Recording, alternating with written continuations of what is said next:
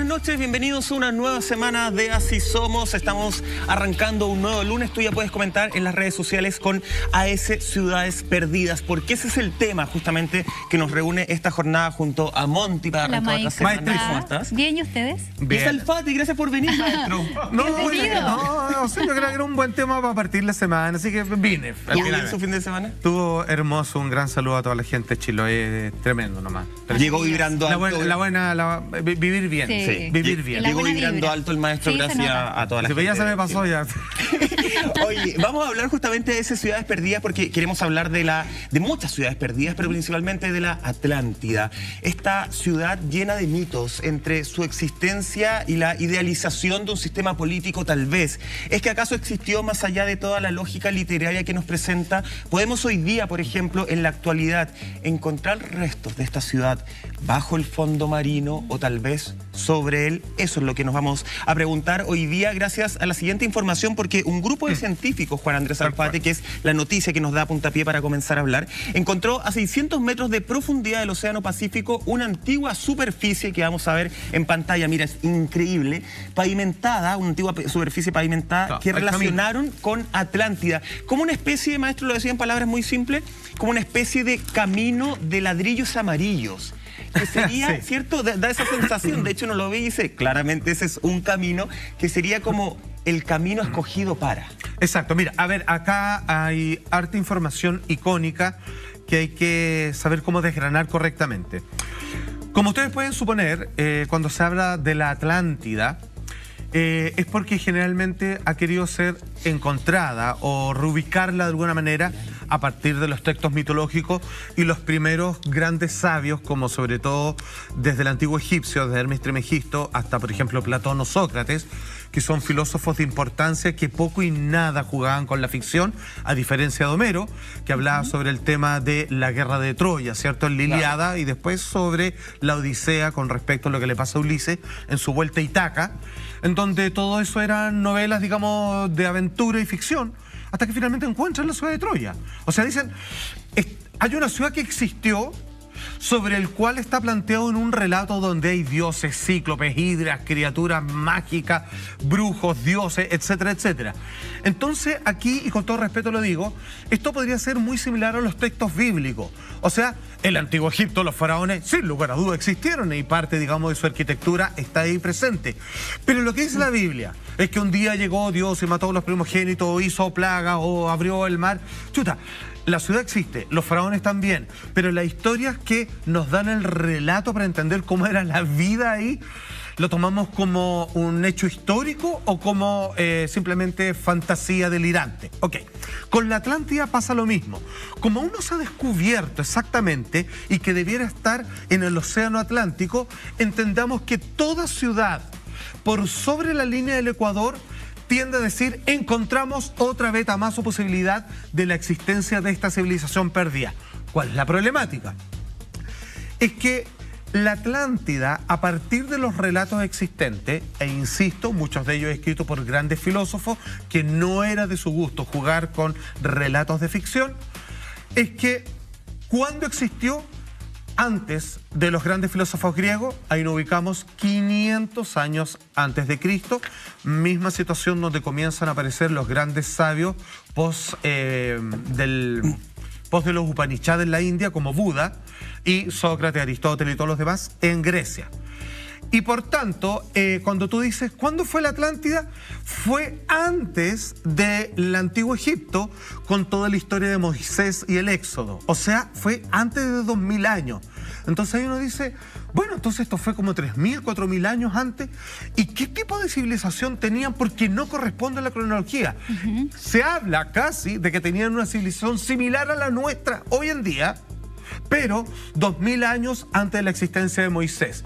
Cualquier arqueólogo, cualquier historiador te va a decir, ¿saben qué? Sí, los libros dicen eso, pero para nosotros eso es un imposible de demostrar, y eso significaría que hemos dado una rueda de evolución social en el mundo y que capaz esa es una más de otras anteriores, porque hay libros en la India que dicen que hubo 4 civilizaciones casi como la nuestra hoy en día, terminado de extinguirse y vuelve a partir toda una vez más.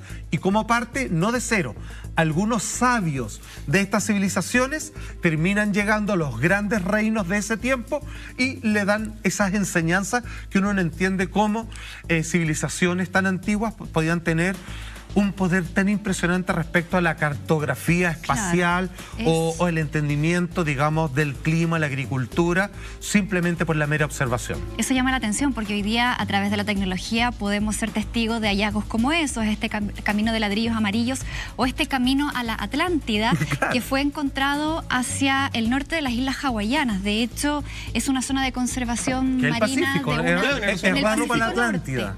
Exactamente. No debería ser, pero... Y es una de las zonas marinas más grandes del mundo, donde hay mucha conservación, en donde solamente el 3% está explorado. Y claramente que esta misión sorprende. Yo veía estos videos que suben este equipo de científicos de esta misión del Nautilus, que van subiendo, ¿sabes qué? Imágenes en directo a su canal de YouTube.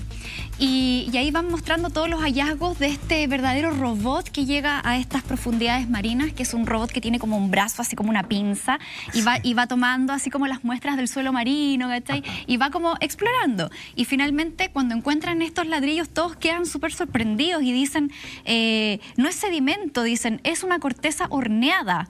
Parece algo muy seco, a pesar que está debajo del agua. O sea, están fabricados, están hechos y todo empieza igual. Y además llama la atención de los cortes en 90 grados. Se dan cuenta que parecieran ser ladrillos perfectos. Entonces, en esta búsqueda de tratar de darle alguna explicación de por qué encontraron eso, llegan a la conclusión de que se trataría de geografía volcánica. Claro, un tipo de roca volcánica. Claro, y quizás tiene mucho sentido si sabemos que, por ejemplo, el archipiélago de Hawái se formó justamente por erupciones volcánicas que emergían desde el manto terrestre. Lo que explica la extinción de una civilización también. Entonces, claro, lo que explica la extinción de la civilización y también estos vestigios que son zonas que recién están siendo exploradas y que posiblemente podría tratarse efectivamente de algo relacionado a los volcanes. O sea, de hecho, el grupo científico lo dice muy rápido después de salir de esa impresión, de compararlo incluso con el camino al Mago de Oz, ¿cierto? Sí. Y con estar bien impactados, porque uno ve la imagen, no sé si la podemos repetir, y efectivamente pareciera ser así como ladrillitos puestos, claro, uno al lado del otro, Dorothy, claro, como un efecto muy perfecto además, pero ellos lo dicen textual, dicen, esto es un tipo, después de investigación muy breve, es un tipo de roca volcánica que se forma en erupciones de alta energía, donde muchos fragmentos se asientan en el lecho marino. Ojo, que este es el mismo grupo, para que entendamos un poco en la casa del nivel de expertise que estamos hablando, es el mismo grupo que... hace un tiempo descubrió este pez con dientes, ¿se acuerdan? Sí. Que fue parte de Memo, un montón. Bueno, hace poquito, meses, tiene que haber sido fines del año pasado, principios de este año, no me acuerdo bien la fecha. Meses, pero que efectivamente era este pez con dientes ahí colgando como una muralla, y se dedican a buscar este tipo de cosas. El hecho de que este camino no sea el camino a la Atlántida, al parecer, no significa bajo ningún argumento que la Atlántida esté desechada su existencia. Exacto, porque puede haber otra civilización con otro nombre. Sin lugar a dudas, y podemos estar descubriendo otro tipo de cosas. Recordemos, a lo mejor hacer como un breve contexto, si bien como tú decís, Juan Andrés Alfate, en un momento la Atlántida se pensó que era casi como una metáfora de Platón eterna para hablar de sistema político, para hablar de un buen sistema político, de un sistema político, claro, ideal, de buena repartición, ¿cierto? Una tierra que se reparte entre 10 hijos, que hay un sistema en el cual ninguno le puede declarar la guerra al otro, que todas las decisiones, a pesar de haber una independencia, hay una correlación entre las ideas, un sistema que uno lo dice y es, oye, es bien bonito. Después, con distintos científicos y distintas investigaciones, aparte de la lógica de Platón, que no habla en base a una ficción, sino que más bien en base a realidad, han asegurado hasta el día de hoy que, si bien no existe un registro para decir esto es de la Atlántida, sí es un lugar que existió, y sí es un lugar que efectivamente nos podría enseñar mucho, incluso, si uno quiere irse por esa teoría, de los orígenes del hombre, en el fondo, del origen del sistema político, del origen del poder, del origen de cómo el poder corrompe a las instituciones también, porque tiene mucho que ver la historia de la Atlántida con eso. Sí, pareciera que... esta historia, en la que estamos viviendo actualmente y donde aquí... Somos todos un poco una mini Atlántida. Pareciera que estamos llegando a algo que es, como tú bien dices, es natural de las sociedades avanzadas. O se reconectan con la vida, o simplemente se genera esta especie de ambición y hambruna tecnológica de generar algún tipo de ganancia egoísta monetaria que termina siendo o provocando la extinción de una civilización en particular. Qué curioso, porque pareciera que no es que se autodestruya, no es que haya una guerra interna, pero como que nunca alcanzan a ver algún tipo de cataclismo, como si el planeta se defendiera y dijera, tuviera como un sistema natural de barrera, de evolución, y te dice, yo permito que el hombre evolucione hasta cierto punto, lo destruyo y vuelve a partir, por ejemplo. Pero Salfa, en el caso de la Atlántida, leía por ahí, porque yo me estoy desayunando como muchas cosas, a lo mejor como la gente en la casa. Hay muchas teorías, múltiples, desde efectivamente la erupción de un volcán, qué sé yo, hasta en su extinción, claro. Teorías un poco más religiosas, de extinción de dioses y todo. Pero hay una de que habla de que todo iba perfecto en la Atlántida y por eso lo conecto con el poder hoy en día y con la política y creo que con los factores que nosotros hemos vivido en Chile desde el estallido social en adelante, principalmente. Que habla de que estaba todo perfecto en la Atlántida hasta que estos... Sí. Sociedad ideal. 10 reyes, 10 dioses, parte de distintos terrenos, deciden ir a adueñarse, a usurpar, a colonizar tierras más allá de su propio imperio. Que son las civilizaciones que nosotros reconocemos. Que son las civilizaciones históricamente, que efectivamente nosotros reconocemos con prueba empírica, ¿cierto? Con lo que necesitamos. Y que ahí es cuando los atenienses, en el fondo, serían, bajo cierta lógica, los que habrían terminado destruyendo, ganándole este voto de guerra a la Atlántida, y ahí habrían sido los atlantes, ¿se puede decir? Los atlantes. Los atlantes, perdón, castigados por ser demasiado obsesivos con el poder y demasiado abusivos desde ese punto de vista. Ahí hay una lógica política bien importante, sí, y que también sirve como una teoría de cómo se habrían empezado a disolver esta sociedad perfecta. Sí, una pequeña aclaración ahí, lo que tú dices es correcto, pero hay que afinar lo siguiente. Insisto, las civilizaciones duran harto, las antiguas, pero no hay una coincidencia, una correlación del relato histórico entre la Atlántida así esplendorosa y el antiguo Egipto, por ejemplo, o en este caso los atenienses. Entonces, ¿qué o sea, iríamos desechando esas teorías. Claro, es como decir, oye, y ahí los seres humanos, ahí se defendían de los dinosaurios. No, mentira. Hasta los dinosaurios nunca convivieron con los humanos, están separados por decenas de millones de años. Decenas de millones de años. Sí, estaban extintos increíblemente hasta que apareció, digamos, algo parecido, digamos, a un antepasado relativamente simio inteligente de nuestra parte, un primate. Ya, pero sí que dicen, pero que tú en parte sí tienes razón por lo siguiente. Estas civilizaciones, hablemos de la Atlántida en particular, se habría extinto. Sin embargo, personas visionarias, como hoy día pueden ser aquellos que tienen posibilidad de hacerse un cohete y arrancar a Marte, a la Luna, lo que sea, comenzaron a hacer asentamientos en las primitivas civilizaciones que habían en ese momento en la Tierra esparcida y que la Biblia las menciona, por ejemplo. ¿Ok? Entonces se metieron para el lado de los sumerios, que hasta el día de hoy no deja de sorprender y que incluso es prediluviana. Vale decir, los sumerios, al igual que en el Génesis, ellos hablan de que un día hubo una lluvia tal que hizo que todo el planeta se inundara. Y hicieron un arca. O sea, en la epopeya de Gilgamesh, que es un héroe, cierto, sumerio, finalmente habla de que también tuvieron que arrancar con un arca y que Dios los ayudó, en este caso los Anunnaki, y se menciona todo lo demás. Entonces, aquí viene la pregunta. Probablemente los atlantes, que podían calcular estas tragedias, o algunos de ellos pudieron sobrevivir, le daban instrucciones a estas personas. Anda a saber tú si así como a Noé, a otro también le dijeron, llegamos a la conclusión que lo mejor es que esta gente haga un arca que meta animales para adentro. Y hicieron varias. Y cada civilización la contó como un relato único para ellos. Ok, pero es la misma historia y no podemos hablar de copias porque tienen diferencias, digamos, que son de su propia geografía. Entonces, para que se entienda, algunos sobrevivientes de la Atlántida, con la Atlántida en decadencia hace muchos cientos miles de años, lograron meterse en estas civilizaciones que estaban desarrollándose. Y ahí se menciona, voy a dar un ejemplo, digamos, aquí me voy a pegar en el palo, no, pero porque se entiende la idea. Está Hermes Trismegisto. Hermes Trismegisto se traduce como Hermes 3 veces el Grande. En donde era un súper sabio que llegó un día al mundo de los faraones y les explicó calendarizadamente cómo era la subida del río Nilo, cuando había que cosechar, cuando había que sembrar. Les dio planos de arquitectura que tienen una matemática compleja. Y en el caso de los sumerios, porque estaba hablando mucho más antiguo, decían, bueno, ¿cómo se describen nosotros? Nosotros somos una esfera que gira alrededor del Sol. Imagínate, o sea, a simple vista, un ser civilizado como nosotros mira al cielo y no podría hacer esa deducción tan fácilmente, digamos. Y la verdad es que nosotros somos, por ejemplo, el tercer planeta de 7 u 8 que están dando vuelta ahí. Y es curioso, ¿ah? Porque el quinto tiene unos anillos por Saturno. ¿Cómo pueden saber eso? O sea, nosotros no podemos mirar el cielo y si miráis está Saturno y se leen los anillos, no hay ninguna posibilidad. Ok, ellos lo tenían bien claro. Y supuestamente eran sus dioses, con forma humana o con ciertas características levemente distintas, que les informaron con respecto a todo esto. Entonces, ¿cuál fue esta especie de invasión silenciosa?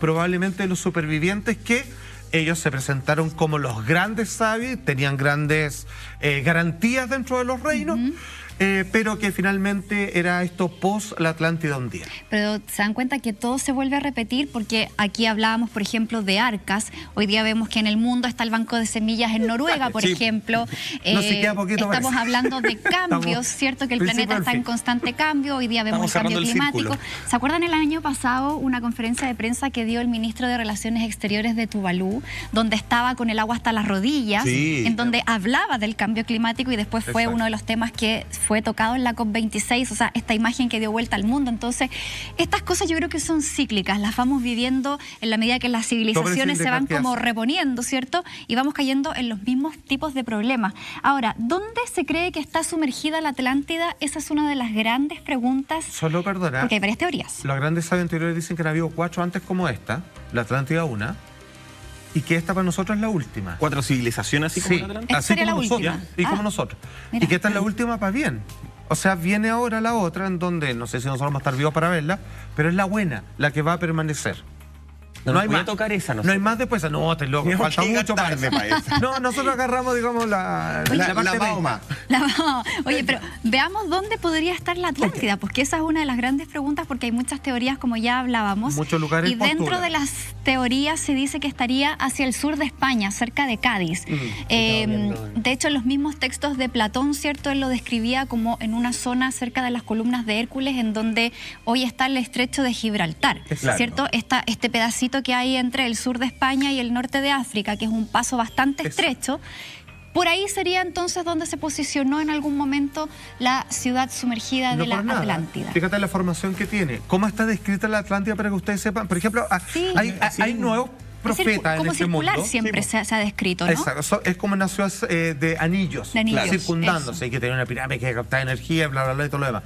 Matías de Estéfano, que es muy conocido, que es como un líder espiritual jovencito argentino, que desde muy niño decía que él era una reencarnación de la Atlante. O sea, tiene millones de seguidores en todo el mundo y hace viajes a Egipto y todo lo demás.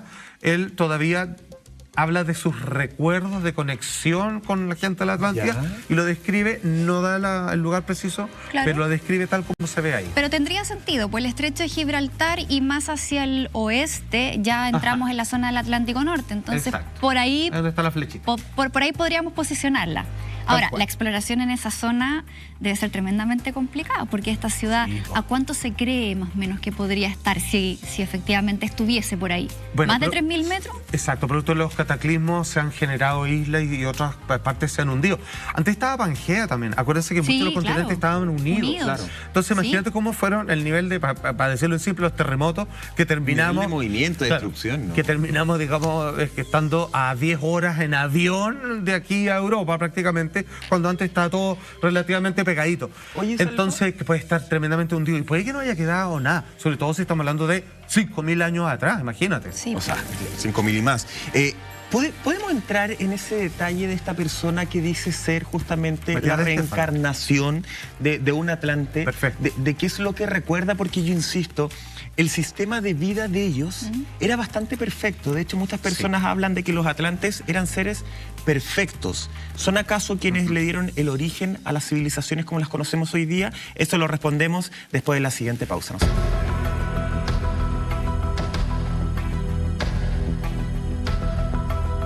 De Flor, mientras nosotros seguimos avanzando, estamos revisando, para la gente que se suma a nuestra sintonía, estamos revisando imágenes justamente de uno de los últimos descubrimientos. Este es un grupo de científicos que encontró a 600 metros de profundidad del Océano Pacífico una antigua superficie pavimentada que relacionaron con la Atlántida. Después ellos dijeron que efectivamente esto correspondía más bien a un tipo de roca volcánica, pero eso no quita que la Atlántida es una ciudad de investigación y de búsqueda constante. Y antes del corte, Juan Andrés, tú nos estabas dando un dato que me parece demasiado interesante, de esta persona que justamente dice ser reencarnación de los atlantes y que tiene recuerdos del sistema en el que vivían. Un pequeño paréntesis con respecto a la explicación científica de este camino que encontraron, ¿cierto?, en la parte norte, en las profundidades del Pacífico, cerca de Hawái. De que dicen, ok, wow, se ven ladrillos perfectos. Incluso ni siquiera en la imagen esto no están pasando. Cuando después esto se junta y genera una verdadera avenida. Hay otra que es claro, es como... Sí. Ahí está, ahí empieza, claro. Y es más, un poquito más largo en trayecto hacia el fondo, donde son ladrillos relativamente hechos como en una misma medida por los expertos, sacados por una mano mecánica, de que están hechos en seco, que están comprimidos, que parecen, digamos, hechos por manufacturación, digamos, en serie, etcétera, etcétera. Con una intención. Con una intención. Ya, hay que dar la explicación que la que respalda la de los científicos, que es una formación tectónica submarina, producto de los volcanes. En Chile, y que con muchas visitas al año, de todo el mundo, al interior de Talca, hacia la cordillera, el año pasado fui a visitar uno de los lugares más preciosos y místicos y misteriosos que podríamos tener en nuestro país, que es conocido como el Enladrillado. Sí.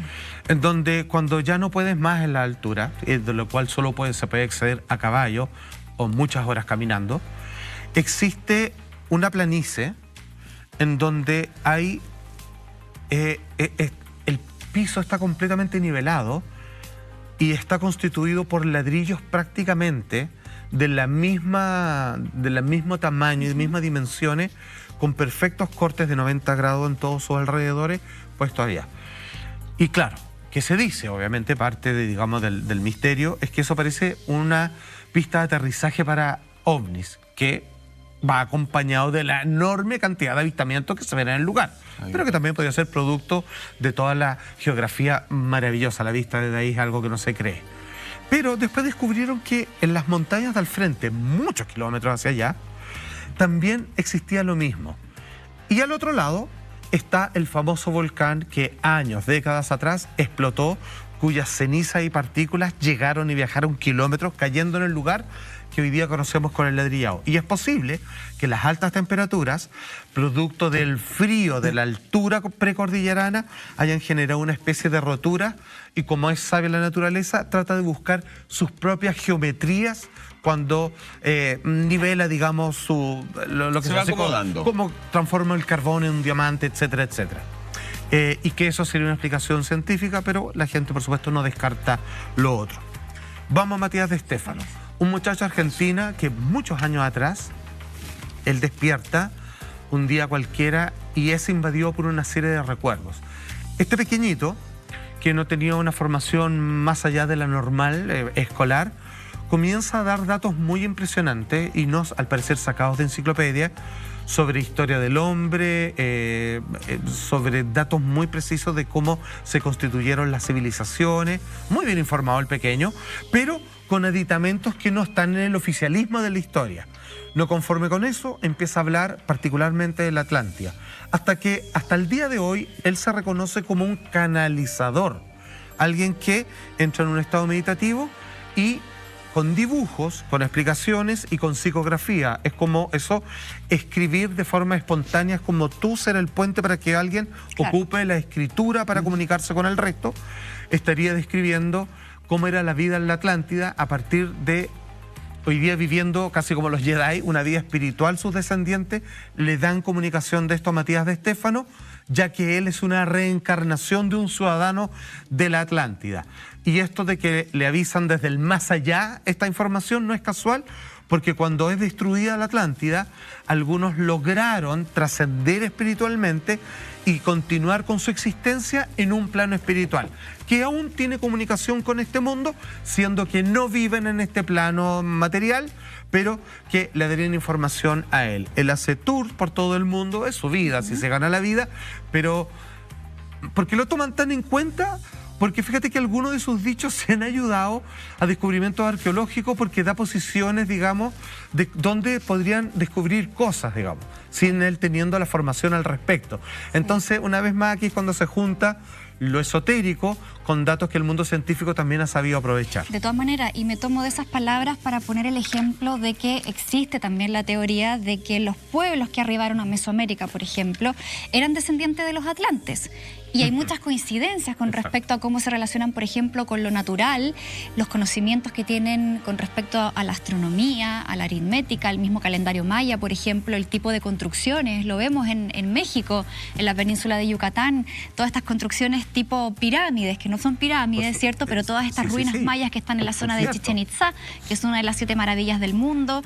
También están los cenotes, que también se dice que los cenotes son pasos como al inframundo, y Mira, hay harta también correlación con temita. este relato del Atlántida. Por ejemplo, lo que tú dices de los calendarios mayas, que predicen con exactitud los eclipses.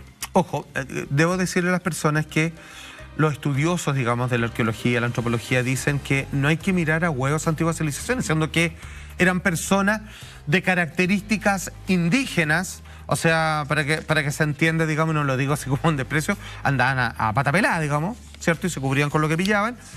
Tenían un conocimiento astronómico impresionante. De hecho, ellos sabían que, ahí uno dice, esto no puedes saberlo, a menos de que tengas instrumentos de otro tipo, de que en el centro de nuestra galaxia, ellos hablaban no de nuestro sistema solar, de nuestra galaxia, entre otras, existía un agujero negro, o un rift, le llaman, que es una grieta, y que cuando se hablaba para fines de diciembre del año 2012, el famoso calendario maya, sí, decían que había una alineación entre varios planetas de la Tierra con ese centro de la galaxia, lo que es absolutamente cierto y tenían toda la razón. ¿Cómo saben eso? Yo hasta lo que podría llegar a entender, hasta la persona más inteligente mirando en la noche, no hay cómo saber eso.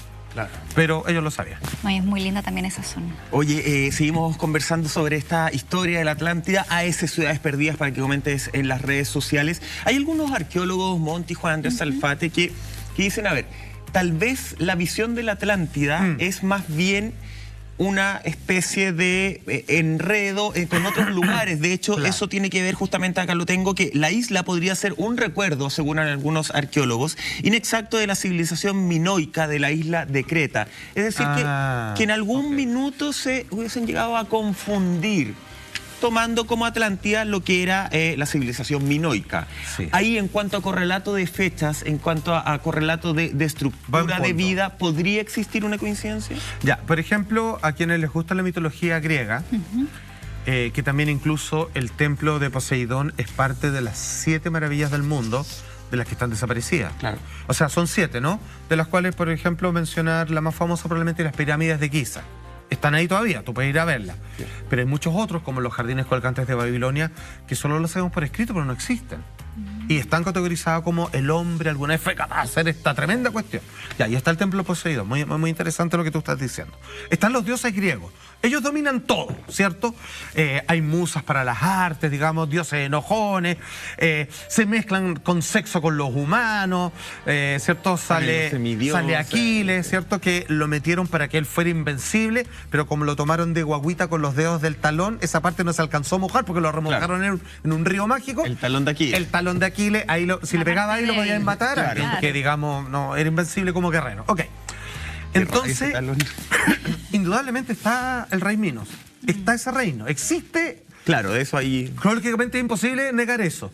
Pero el rey Minos está asociado a otros mitos. Por ejemplo, el Minotauro. Ah, claro. Que es un castigo de un hijo que él tiene, que tiene una cabeza de toro, y que como no lo puede matar, digamos, porque su hijo, mal que mal, lo mete en un laberinto, historia muy famoso, y donde le daba vírgenes para que él la matara, para que esta criatura, hombre bestia, los asesinara. Hasta que Teseo, gracias con el hilo de Ariadna, logra seguir hasta el fondo del laberinto y poder regresar con un hilito que él le hace, ¿cierto? Entonces termina esa maldición. Entonces estamos hablando, insisto, yo comparo esto en la Biblia, porque habla de hechos históricos reales. Existió este rey, existió este pastor, existió este faraón. El tema es cómo adornamos esta... Pero la historia de por qué en algún momento ellos deciden dejar su reino, por qué dejaron ir a tal pueblo, la historia que sustenta eso es hoy en día de absoluta fantasía. ¿O no? O pasaban cosas extraordinarias. Una mezcla de... O una interpretación. Claro. O sea, por ejemplo, tú que cayó un tremendo rayo y uno dice, se enojó Zeus. Y la explicación es que un día Zeus vino, no le gustó, subió para su casa y le tiró un rayo y aniquiló con todo. Entonces quizás sea una explicación fantástica, pero un hecho natural concreto, por ejemplo. Exactamente, hechos naturales que quizás hoy tienen un poco más de sentido. De hecho, en enero de este año, un grupo de arqueólogos encontró en Turquía los restos de un joven y de un perro ¿Ya? sepultados desde hace 3.500 años tras un tsunami que inspiró justamente la leyenda de la Atlántida. Ahí estamos viendo el titular de Bio Bio. Y se dice que, claro, que estas olas gigantescas de este tsunami fueron provocadas por la erupción de un volcán nuevamente. Mira. Y que actualmente es la isla de Santorini. O sea, en ese sector, de ese sector estamos hablando, ¿cierto? Una vez más. Sí, pues. Entonces, hoy día, claro, quizás se le puede dar una explicación un poquito más, no sé, más científica, más real. Es que lo que tú dices es clave, porque si tú juntas un texto poético, claro. Pero insisto en lo de Homero, está la Odisea y la Ilíada, y lo que cuenta ahí es fantástico. O sea, claro. y van y pelean los dioses, y bajó el tanto, y lo ayudó, y le tiró un rayo, y no sé qué. Fascinante. Ya. Y entonces dicen, bueno, todo esto es fantasía, obviamente. Y no, pero de repente decir, oye, pero este rey existió. Y encuentran las ruinas. Y cuando dicen, chuta, ¿qué hacemos? Porque encontramos que esta batalla se dio lugar. Claro. Entonces, ya, ¿qué hacemos con los otros datos? Porque habían dioses, habían naves espaciales. Entonces, y esto, lo que tú dices es muy genial, porque son elementos físicos, descubrimientos que corroboran y que van de la mano con estas historias mitológicas. Entonces ahí tú te agarras la cabeza y dices, ¿qué hacemos, po? O sea, ¿hasta dónde es verdad y cuándo es mentira? Entonces, ¿qué cosa creo? La academia la hace corta, dice, si tú me pones un marciano en la historia, un dios o no sé qué, yo solo descarto inmediatamente y no se hace más preguntas. Y claro, ellos la hacen corta. Pero cuando se encuentra evidencia física, por ejemplo, acá también encontraron restos como de una piedra en particular, trozos de cerámica, restos como de conchitas, ¿cierto? De almejas, de lapas, de cosas que, según los estudios, o sea, si tú tienes una pieza que puedes, no sé, mirar a través de un microscopio, le puedes hacer algún tipo de estudio, ¿cierto? Puedes llegar como a una data en años. O sea, te puede posicionar dentro de un periodo en la historia. Claro, son elementos que han ido afirmando justamente, como decía Salfate, el encontrar ciertas cosas. Ahora, para mí cuando yo veo todo esto también me es inevitable, porque hoy día, y tú lo decías hace un rato, hoy día podemos explicar todos estos hechos con la ciencia. ¿No será que de repente también la ciencia nos empezó a bloquear toda capacidad de sorprendernos con la vida en sí? Esta necesidad que tenemos, que es súper lógica para ir avanzando como sociedad, sí. Pero de que todo tiene que ser explicado científicamente. ¿No será que de repente también dejamos de observar otros elementos, otras cosas cuando la gente... la ciencia. Así funciona la ciencia. Sí. Pero por eso yo digo, es nosotros que nos obsesionamos con todo lo que es ciencia. Claro, lo que pasa y dejamos es que de sorprendernos como en algún momento efectivamente pensar que Zeus se enojó y era un rayo. Claro, Un rayo. Lo que pasa es que la ciencia se equivoca mucho. Si tú hablas con científicos, cototos, ellos son mucho más humildes que los... aquellos que difunden la información científica, que generalmente son como, si no es científico vale callampa y todo. No, cuando tú hablas con los científicos de verdad, son muy humildes. Y es como un poco como esta idea de los tribunales, como estoy hablando en el mundo legal. Es como aquí... En la cámara dice que entró a la casa, él dice que mató a la persona y todo lo demás, pero no hay cómo vincularlo, y aunque él confiese todo, finalmente la estructura de la ley dice que no podemos llegar a una conclusión definitiva que él lo hizo. La ciencia es también, está esto otro y todo, pero como no podemos reproducirlo, decimos que no sabemos, o los más patúos, que no fue así. Entonces, la ciencia... claro, es el nuevo dogma, es la nueva religión, que parece explicarlo todo, pero en muchos espacios vale muy, muy callado. A lo que voy es que siento que de repente tanta ciencia y todo tan comprobable que nos terminó bloqueando. Se acomoda para poder seguir avanzando. Sí. Hoy, Rupert Sheldrake, búsquenlo, es un tremendo científico, él explica los 10 puntos de por qué la ciencia se hace la hueona con ciertos puntos siempre para justificar su progreso, pero con lo que no sabe hace como, no, hizo hacerlo claro. Oye, vamos a continuar con Egipto también porque hay nuevos hallazgos en ese lugar del planeta, pero antes atención porque los vamos a dejar con este consejo de nuestro auspiciador, Yerba Mate Verde Flor. La naturaleza les da vida y nosotros las elegimos. Las mezclamos para unirlas en una fusión de yerba mate única. Verde Flor, la yerba mate compuesta más vendida en Chile.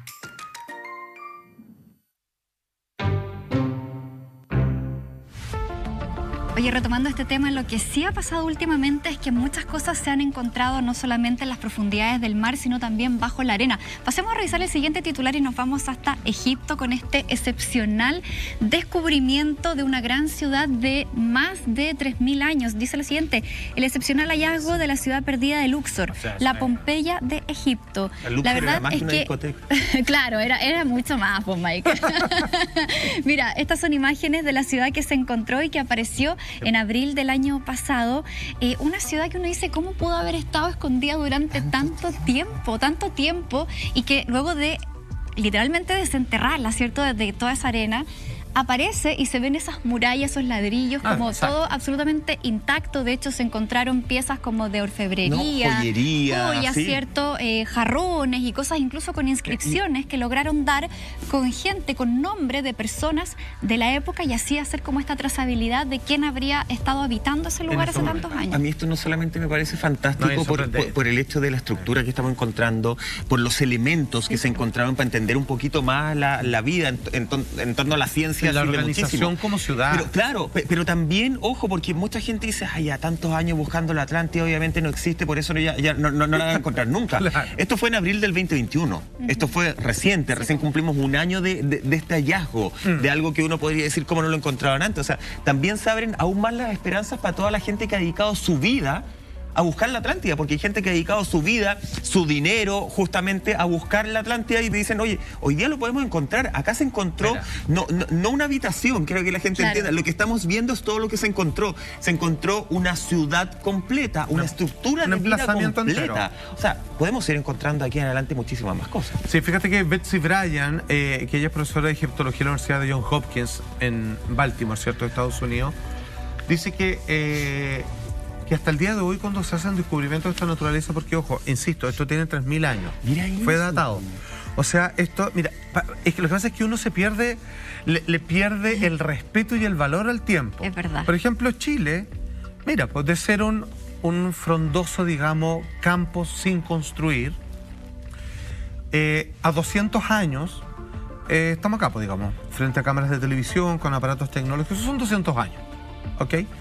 Ya, esto tiene 1000 años antes de Ramsés II, de faraón de Egipto. Son 1000 años antes. O sea, son 5 vueltas completas de la historia de Chile, y sin embargo nos encontramos con un grado de civilización que es sorprendente, organizado. Aquí hay comercio. Se habla de que hay estructuras que se entienden que son instituciones gubernamentales para el orden, digamos, de la ciudad y de los habitantes de este emplazamiento. Ya todo eso. ¿Te das cuenta? Y que les da tiempo para la expresión, para el arte. Sí. No solamente hay tasas utilitarias como en las primeras naciones, ¿cierto? Que es cuando uno encuentra una puntita de flecha, una tacita de barro. No, aquí le hacen adornos, digamos, creen en la belleza de lo estético. Amuletos de escarabajo encontraron. Exacto, que es propio, obviamente, tal cual con este lugar en Egipto. Sí. Entonces me refiero que ya viven en una civilización que convive con la estética. Les gusta lo bonito. Es como que hoy día alguien pondría afiches en la muralla, digamos, o cuadros. Ellos ya están en ese sentido de la vida. O sea, esa es su cotidianeidad, es su afán por reconstruir en el día a día los puntos de inspiración, ya sea de dioses con la naturaleza o simplemente con algo que sea agradable a la vista. Claro. O sea, esto está lejos de ser algo primitivo. Sí, una ciudad que está ubicada en la orilla occidental del río Nilo, y lo que llama la atención es que está donde se encuentran los templos funerarios de los monarcas. Claro. O sea, una zona que se dice es la ciudad más grande que se ha encontrado hasta el momento en Egipto, y que también se dice habría sido una ciudad industrial y administrativa, por toda esta cantidad de cosas que se encontraron, porque, por ejemplo, encontraron herramientas de hilados de tela y de tejido, y también como fabricación de vidrio, incluso hasta un esqueleto humano apareció por ahí también, en las imágenes, ¿cierto? Sí, entonces, son muchas cosas que hacen pensar que era una civilización que iba un poquito más adelante, y al estar cerca del río también nos dice algo, porque recordemos que antiguamente, ¿cierto?, los asentamientos de las poblaciones que iban como creciendo y desarrollándose eran cerca de los ríos. Solamente entonces, decir que imagínate que lo que llamaba particularmente la atención acá tiene que ver con el vidrio. Claro. ¿En qué momento la civilización descubre, qué sé yo, en hornos, coloco en temperaturas excesivas amasijos prehechos de arena, puedo generar vidrios y puedo generar espejos o adornos de cristal. Bueno, ahí está, lo estamos viendo, digamos, o sea, no es una idea, o sea, fue un descubrimiento el año pasado. Al principio vienen unas imágenes que mostramos de cerámicas de colores, justamente, hablando de cómo tú hablabas, de cómo convivían con la estética, que es realmente impresionante. Ahí seguimos viendo las imágenes de este hallazgo de abril del 2021, o sea, hace muy poquito tiempo, una ciudad completa. Pasemos a revisar lo que dice el doctor en ciencias Francisco Martín Valentín sobre justamente este hallazgo que se hizo hace muy poquito tiempo. Vamos a revisar la siguiente gráfica, me dice: el descubrimiento nos permitirá investigar sobre una ciudad que quedó paralizada y suspendida en el tiempo, prácticamente intacta, en un momento determinado hace 3.500 años. Muchísimo. Algo así como Pompeya y Herculano. Claro, el hallazgo arqueológico más importante desde la tumba de Tutankamón, que también la estuvimos comentando hace poquito. Mira, yo no sé. Mira eso, pero de verdad es impactante todo eso. Sí, sí, claro. Y la capacidad como de generar esos colores también. No sé si... Y me quedo con lo que decía Salfate, porque claro, es como, ya, voy a hacer una vasija de lo que sea utilitaria, porque necesito trasladar agua. Da lo mismo la estética, pero acá efectivamente yo no había pensado en ese punto. Acá no es solamente utilitario, acá es con estética, acá es con colores, probablemente con mucho simbolismo, más allá del típico escarabajo, con colores simbólicos. La estructura de ellos me parece, ¿verdad? Este descubrimiento en sí me parece alucinante. Y una vez más hay que correr todo para atrás. Pues como que uno dice así como, el hombre inventó, esto me venía un ejemplo muy burdo, inventó la rueda en este punto. Y de repente encontró una rueda, así como con eje y todo lo demás, 1000 años antes. Ya, perdón, todo para atrás. Y el hombre inventó... Claro. Bueno, entonces tienen que ir para atrás. Es lo que pasó con el hallazgo de la daga de Tutankamón. Por cierto, que la empuñadura tenía como... Esa era la estas aleaciones. Claro, o sea, y que no lo posicionaban dentro de ese lugar. Era como... En esta época, esto no se daba, o sea, no existía. Exacto. ¿De dónde lo trajeron? Y ahí la historia de que se lo habrían regalado a su abuelo, y ahí, como dices tú, encontramos algo, vámonos más para atrás y vamos recontando esta historia. Y se va corriendo la historia para atrás y hasta no sé cuánto más va a seguir sucediendo a medida que encuentren. Ya viene el tema de los UPARTs, que eso ya es más polémico, que son aparatos tecnológicos de alta complejidad que cuando logran darle la data de existencia no corresponde con nada. Por ejemplo, uno de los más famosos es el aparato de Antiquiera. Ya, mira, cortito, están en Grecia. Están pescadores sacando cosas y encuentran una formación rocosa, más o menos de este tamaño, que se le alcanza a salir una rueda para atrás. Entonces dicen, es una ruina, digamos. Y con el paso del tiempo y que los moluscos y se le pegó la tierra y todo demás, que quedó aglutinado. Ok, y estuvo ahí como 60 años y lo pusieron en un museo. Cuando llegó la tecnología apropiada, dijeron, oye, tenemos escáneres de rayo X, podemos ver qué hay adentro, porque si la empezamos a desarmar se va a romper. Sí, la pierden. Y descubren que para adentro era todo un sistema de engranaje.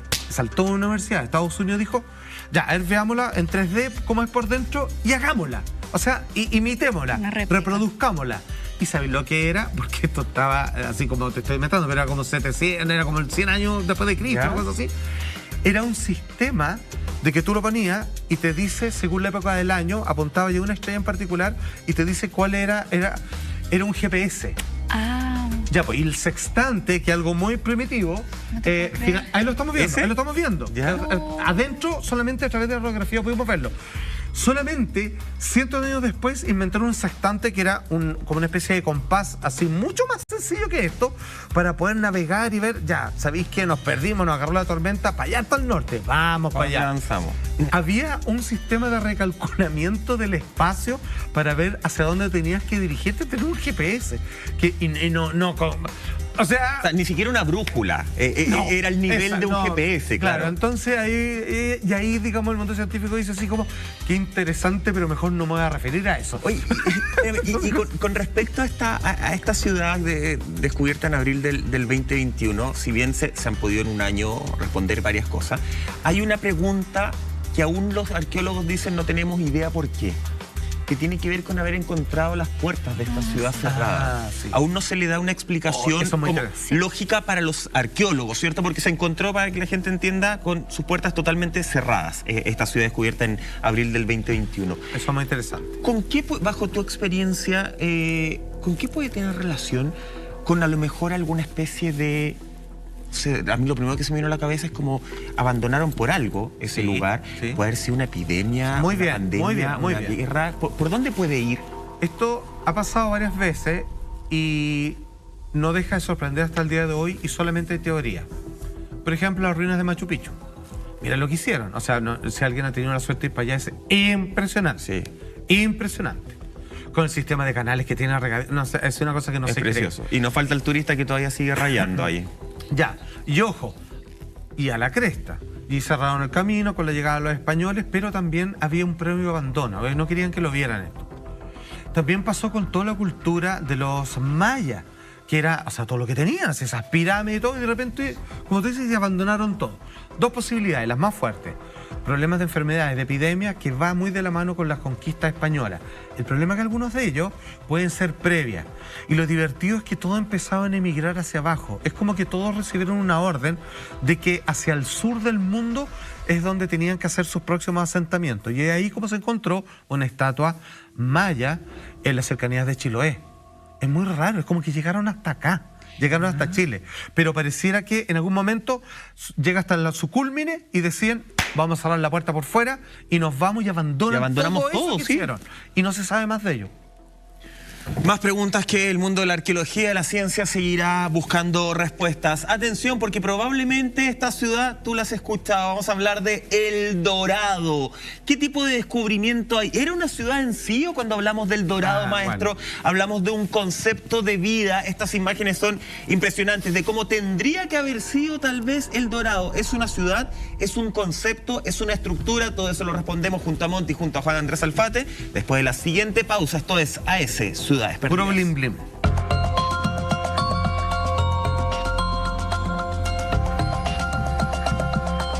De Juan verdad. Andrés Alfate, El Dorado debe estar más o menos como al nivel de la Atlántida en cuanto a, Creo que más. a misticismo, a misterio, a búsqueda incansable y más tal vez por el tema económico del oro, ¿no? Absolutamente, yo creo que más porque hasta el día de hoy la Atlántida la siguen buscando personas, digamos, pero son ciertas cruzadas personales de personas con Románticos buenos recursos. de la Atlántida. Claro, como en el sur de nuestro país hay muchos extranjeros que pagan un derecho a buscar tesoros, que ellos han tenido un mapa y dicen como que en algún archipiélago puede que haya un tesoro y se consiguen permisos. Hay mucha gente que vive así, muy Indiana Jones. Ok, pero nadie ha buscado tanto ninguna civilización ciudad perdida como El Dorado y no es para menos, porque la descripción de la misma dice que, compadre, así como hasta los urinarios están hechos de oro, o sea, así como el hoyo así para hacer pipí, está todo forrado en oro, así pero forrado. Entonces, aquí hay que ser bastante discreto de partida, porque generalmente si a cualquier persona le pregunta, más o menos entera en estos temas, va a saltar y va a decir, bueno, esto está en algún lugar de México, alarma. No, lo que sabemos, así pero con toda rigurosidad, es que en ese sector, digamos, que está muy pegadito ya terminando el continente hacia el noroeste, estaría en Colombia, fíjate. Este lugar que ha sido descrito por las grandes mitologías, leyendas y monarcas de la época ante la llegada de los españoles, particularmente Hernán Cortés, que estuvo obsesionado con esto, entre otras cosas, porque se hablaba de que habían dos grandes tesoros dentro de esa parte de nuestro continente latinoamericano, que era, uno, la fuente de la juventud, se hablaba de aquello, y que, ojo, eso llegó a ser tremendamente cierto. Yo no sé si debiera decir esto, pero lo que pasa es que he conocido personas que de forma muy exclusiva trabajan con una planta que solo y requete solo, porque es intransplantable, a menos que esté bajo condiciones muy específicas, hay una planta que es la fuente de la juventud que está en nuestro país, que está en una isla de Chile, no voy a decir más, pero la otra vez que me junté con ellos, la explotan, es impagable, o sea, el tratamiento vale como 600 lucas mensuales para mantenerte joven, y una planta que se parece a las que estaban ahí. Por eso digo que la fuente de la juventud es posible que existía si la colocabas dentro de tu menú, digamos, claro, de tu alimentación. Ya, me salgo de ahí, queda este mapa otra cosa.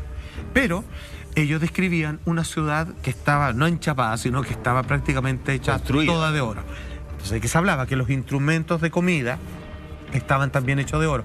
Y aquí hay que empezar a ponerle harto cuidado, porque no es menor el interés que tienen las antiguas civilizaciones de Latinoamérica sin saber cuánto era apreciado por este material en Europa, ¿cierto? Los reyes, lo único que querían es, con este nuevo continente, era saca todo el oro que podáis, que con esto, digamos, nos forramos. Los indígenas no lo veían tan así, pero según ellos, sus dioses sí tenían interés en el oro. Y uno puede entender por qué. Si los antiguos dioses en realidad eran personas más civilizadas, y volvemos a tener al Atlante, saben que no hay mejor hasta ahora conductor que el oro. O sea, serviría para mucha tecnología en aquel momento. Y los españoles, digamos, lo querían, digamos, por todo lo escaso, digamos, y lo bonito que es, brillante, etcétera, etcétera. Pero se dieron cuenta que los indígenas hacían todo de oro.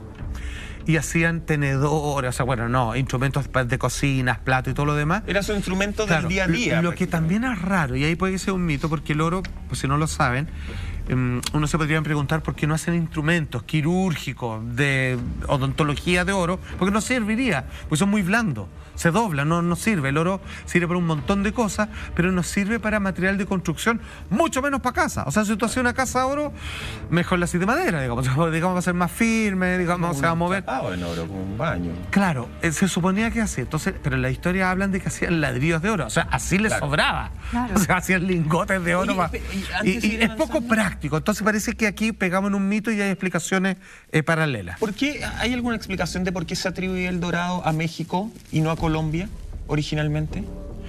Porque hay que entender de que Colombia no se llamaba así.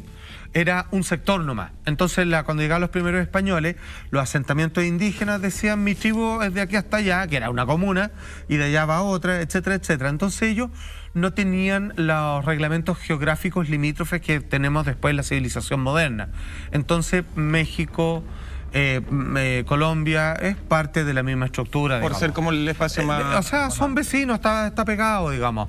O el mito andino, o andine, no vamos a meter ahí porque ahí nos metemos con poderes fácticos, pero eso también se repite como en la ciudad de los Césares. O Pachapulay, que también existía en el sur. O sea, tiene que ver con la división geográfica posterior. Pero aquí hay algo interesante, porque todas las culturas andinas, ¿cierto? Entendemos que los Andes parte de Venezuela hasta la Antártica, entonces, digamos, recorre todo nuestro continente.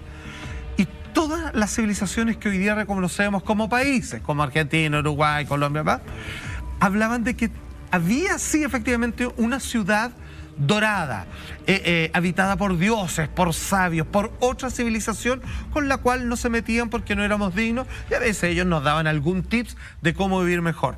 La ciudad de los Césares, por ejemplo, para estos lados, Pachapulay, más arriba el Dorado, ¿cierto? O incluso ciudades mitológicas del Cusco para arriba. Claro, es una leyenda popular en toda Latinoamérica que nace desde México hacia abajo, Parece ¿cierto? que es una idea entonces porque todas tenían la suya, todas tenían una ciudad de oro. Claro, entonces con este traspasar de información y en la medida que llegaban los conquistadores españoles y se daban cuenta que en los territorios, ¿cierto?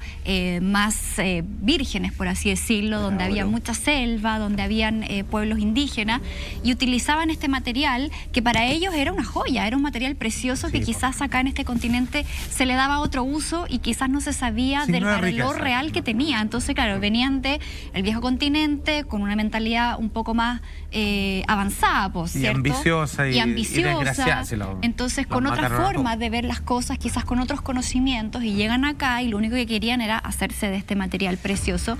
Y por eso a mí también me entra la duda si efectivamente era una zona en especial o se trataba de todo este continente latinoamericano, en donde en distintas partes se podían ver, por ejemplo, minas de oro o lugares en donde se explotaba más este material que en otros, y por ahí surgía esta leyenda de ir a esta ciudad dorada, y como no se sabía de límites, ¿cierto? No se sabía de divisiones geográficas, para ellos era un puro gran territorio. Exacto, y era así, si bien con civilizaciones distintas. O sea, solo en México tenía aztecas, olmecas, por ejemplo, previa, y no tienen nada que ver una con otra. Igual que acá, digamos, o sea, están los mapuches, están los huilliches, están los atacameños y chilenos todos, digamos, pero digamos no tienen nada que ver una con otra, tienen costumbre o los chonos, los onas, en fin, son nada que ver uno con otro. Ok. Oye, el cuento es que parece que lo que más se ha aceptado hoy en día, que no es menor, en la búsqueda de oro, es que a los grandes dirigentes, a los grandes poderes de la época, los bañaban en oro con sábana una vez muertos, y los colocaban en botecitos, embarcaciones pequeñas llenas de oro, y los quemaban así como funeral vikingo hasta que se hundían en estos cenotes o lago. Ahora, no sé cuántas veces lo habrán hecho, pero claro, como iban con todos sus tesoros, al igual que los faraones, esas costumbres es loco, ¿eh? Que yo no sé si alguien se las contó, pero todos hacían lo mismo transcontinentalmente, pero igual no es menor que si esto lo hicieron 5 veces, digamos, o sea, 5 monarcas que lograron pasar antes que llegaran los españoles. Es que hay una cantidad de joyas Exacto. no menor. Que Muchos tesoros ciudades no de oro es mucho decir. Se habla del cacique dorado. Pero al También menos podríamos tesoros hablar de eso se podrían encontrar. Vamos a continuar con este tema, pero antes atención porque este próximo lunes 30 de mayo la red transmitirá los premios Pulsar, que volverán a reunir a lo más destacado de la escena musical local en un mismo lugar, que por primera vez será el Centro Cultural Estación Mapocho. Es la 8ª ceremonia de entrega de galardones organizada por la Sociedad Chilena de Autores e Intérpretes Musicales SCD. Premios Pulsar este próximo 30 de mayo a las 10 de la noche por las pantallas de la red, por supuesto. Eso va a estar imperdible. Buen Buenísimo. panorama. Siempre apoyando la cultura. Eso es. Oye, hablaba del rey cacique... del oro, no, po, El rey de- No. La tía rica. No, No, del eso ya- cacique dorado, que también era una forma como una especie de ofrenda que le enviaban a los dioses una vez al año ahí en la laguna de Guatavita, Ajá. que justamente era un cacique que lo bañaban, según la leyenda, lo bañaban en oro. Sí, polvo y dorado. aparte iba lleno de joyas, muchas joyas. Entonces Imagínate. iba como a la mitad de esta laguna, tiraba todas las Claro. joyas y esas eran como ofrendas para los dioses que se hacían Sí, po. una vez al año. A ese nivel de opulencia estamos hablando, a ese nivel de riqueza estamos hablando de que era como ya tomo, ahí está todo el oro que quiere. Era el chancho con más teta, el tarro con más durano, Claro. el monarca con más oro y lo llenaban. Claro, y hizo un día eso, en algún momento. O también hacían esta especie de bautizo de que va y Está todo el volví. mundo buscándolo, po. Claro, lo que Como, pasa... ¿dónde están todas esas joyas? Que tiene mucho Sí, sentido. para que se entiendan, hay cálculos más o menos de cuánto cuestan estas cosas. Para que se entienda, si es que por riqueza arqueológica y luego por la cantidad de metales preciosos que hay ahí, con respecto al oro, dicen, ok, no hay una ciudad de oro, pero sí estaban estos monarcas que los tiraban ahí y caían. Entonces decían, ¿cuánto habían y cuánto cabían esas embarcaciones? Era loquísimo, porque estaban calculados en 1 o 2 billones de dólares. Eso costarían. O sea, el que lo Hoy en encuentra, día. claro, serían 2.000 millones de dólares aproximadamente. Y encontráis el oro en perfectas condiciones, pues a pesar de No que le pasa pasen nada. miles de años. Exacto, nada, no hay ni que Entonces limpiarlo, sigue teniendo digamos. el mismo valor y más. Claro, entonces, para que ustedes lo sepan, si a alguien le da por enfrascarse en esta aventura, cada país tiene leyes distintas. Por ejemplo, en Chile son súper cabronas, pues si tú encontrás un tesoro, creo que tenéis que darle como Tenés que todo al pagar país. impuestos. O tenéis que pagar, no, de partida tenés que pagar impuestos, pero como que te quitan más de la mitad, te quitan como el 70%. Y hay otros países como Estados Unidos, en donde tú dais el 10% nomás y lo declaráis, Ya. y como que encontraste un tesoro, pero te caes con el 90%. Estamos hablando de decenas y centenares de millones de dólares por cada descubrimiento. Entonces, por eso hay gente que lo hace. Por eso en Chile, hoy en día, y como siempre, hay buscadores europeos, holandeses particularmente, de que buscan oro con permiso en nuestro territorio. Y hay muchas peleas por eso, ¿ah? Porque como tienen plata de partida, son gente con muchos recursos económicos, contratan y llevan helicópteros, tractores, cosas así, y hacen pedazos tierras nativas. Pues entonces no es tan fácil el tema tampoco. ¿Pero en tierra o en mar? En ambas, en tierra y en mar, pero Ya. en tierras también. Así como que creen que alguien enterró un tesoro ahí y arrasan así como. Y cuando no encuentran nada, venden áridos. Así como algo. Como buscar los tesoros Para de los devolver piratas. algo a la inversión. Vamos Claro. a andar buscando los tesoros de los piratas. Vamos a seguir revisando más ciudades. Simón dentro de Pirata. las Más busca. Simón es pirata. Se van a expirar. Ah, eso contaban antes, parece. No, ya no, ya no. Ya cambió, ya cambió. Oye, vámonos a otra ciudad, justamente, a una ciudad conocida como la misteriosa tierra sumergida, donde se encontraba Camelot. Vamos a revisar algunas imágenes, justamente estamos hablando de interesante. la tierra prometida del rey Arturo, quien gobernó codo a codo, ¿cierto? Como todos sabemos, acompañado con la magia de el mago Merlín. ¿Qué es lo que estamos viendo? Cuéntanos un poquito de esta ciudad que se llama Lyonesse. Ya, esto es trascendental porque, a ver, nosotros hemos estado hablando sobre las mitologías en Egipto que están mencionadas en la Biblia. Hablamos sobre la Atlántida, que es parte de los textos supuestamente no ficción de los antiguos filósofos griegos. Y cuando nos vamos en las cercanías por arriba de la península ibérica, ¿cierto? Lo que hoy día conocemos como el Commonwealth de las Britanias, donde dentro de todo está Inglaterra, se habla de las leyendas del rey Arturo, que ojo, no son cualquier cosa, son fundacionales respecto a las jerarquías mágicas como se establecieron en la época de los reyes, hasta el día de hoy, que hoy día son simbólicos nomás, digamos. Claro. No es que el rey viene y le puede cortar la cabeza a alguien, sino que son figuras simbólicas que, digamos, tienen una participación folclórica con el gobierno y ya está. Sin embargo, si nosotros aceptamos, y aquí el problema, hay mucha literatura que respalda su existencia, pero una vez más está rodeado de magia, hechiceros, criaturas con poderes fantásticos, de que él fue convertido rey porque sacó una espada mágica Excalibur de la piedra. Claro. Es como se estructuró todo el poder de la nación de Inglaterra, que digámoslo, ahí se generan los grandes poderes que conquistan todo el mundo moderno. ¿Se habrá encontrado y se habrá confirmado la existencia del rey Arturo? Hay respuesta para eso y te va a gustar, pero lo contamos a la vuelta de esta breve pausa comercial. Ah, excelente.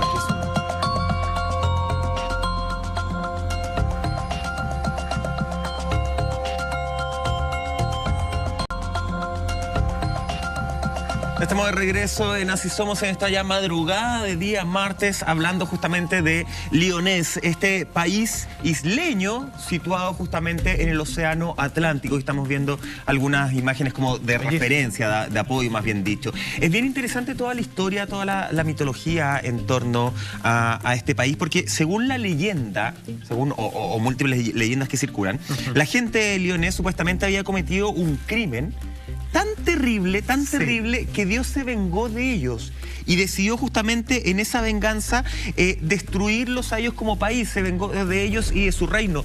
Pero dentro de la mitología nunca se menciona cuál habría sido ese crimen tan tremendo que habría llevado a la venganza de Dios, desde esa lógica. Hay dos crímenes tremendos que se producen dentro de la leyenda del rey Arturo.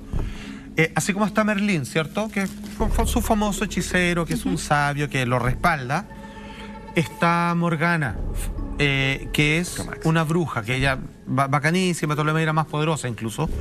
Y ojo, Morgana, como sabe que no puede luchar contra las fuerzas artúricas, todo lo que él representa, es como todo el poder de la naturaleza, ¿cierto? Con la Dama del Lago, Lancelot y parte de sus caballeros de la Mesa Redonda lo apoyan. Ella lo engaña y tiene una relación incestuosa haciéndose pasar por su mujer. Y Morgana tiene un hijo de su hermano, que es el rey Arturo, y que es el único que puede aniquilarlo en la batalla. Entonces está tan cruzado con cosas de melodramas de reyes, po. ¿Por eso se compara con Sodoma y Gomorra de alguna forma? Sí, po, entre otras cosas. Y obviamente de ahí hubo como una especie, no te digo libertinaje, pero hubo tantas mezclas porque ella lo que hace con eso es confundir el sistema de castas que estaba bien clarito, porque se generó una endogamia feroz ahí, po. Entonces ahí supuestamente que no son exactamente dioses, digamos, pero son las criaturas mágicas que gobiernan, digamos, esta región y el bosque, deciden obviamente aniquilar con esto.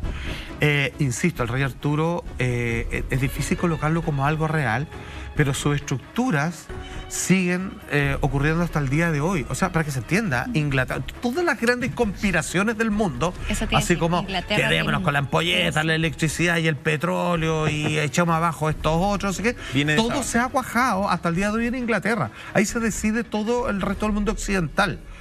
Y pareciera que no por nada, digamos, existían estos tipos de poderes y el rey Arturo, digamos, generó la estructura de cómo es las monarquías hasta el día de hoy. Claro, y se hablaba de, él era bueno, de una comunidad muy próspera, en donde había un clima perfecto todo el año, en donde las cosechas eran muy abundantes, en donde se cosechaba más de una vez por temporada, ¿cierto? Las vacas daban mucha leche, las colmenas, mucha miel, o sea, era como una ciudad perfecta, que fue castigada entonces por todo lo que tú nos relatas. Y hasta el día de hoy, o sea, todas las cosas así como a nivel más, no sé si decir espiritual o medio enigmático, incluso los círculos de cosecha y todas esas cosas medias hasta sin que llegaron los vikingos suceden en ese sector, ¿cierto? Claro. Hay mucha mística, hay mucha historia. Es que tiene que ver con mucho poder cristiano, después viene la cruzada, entonces está todo enredado. Varias conclusiones parece para sacar. Mira, ¿sé cuál es la conclusión? La vida es cíclica de alguna forma y vamos a morir. Es que sé cuál es la conclusión real. Es que si tú estás el tiempo suficiente en un lugar, cientos, miles de años, te das cuenta que o un volcán, o una ola gigante, o un terremoto, va a cambiar esa geografía. Y donde alguna vez hubo algo, en algún momento va a ser arrasado por algún problema, digamos, de la tierra. Eso, y eso es lo que termina pasando Eso siempre. o el castigo divino. Eso, podrían y a decir pesar de que los algunos. años de la mano, pasan, parece. la conducta del ser humano también se repite y sigue siendo No la hay misma, caso. la codicia No por hay el caso. poder y los egoísmos. El poder y transforma a todos. Esa Corrompe. conclusión la sacamos con la Exacto. realidad de nuestro país, así de fácil. Por ejemplo, siempre Ya, chiquillos. humilde, siempre Oye, hueón. Estamos sobre ¿Cómo es el dicho? estamos sobre la hora. Ustedes pueden perder ciudades, lo que no pueden perder es la sintonía, así somos. Así que nos reencontramos mañana, eso a las 12:30 horas. Que descansen. Nos vemos. Chao, amigos. Chao, chao.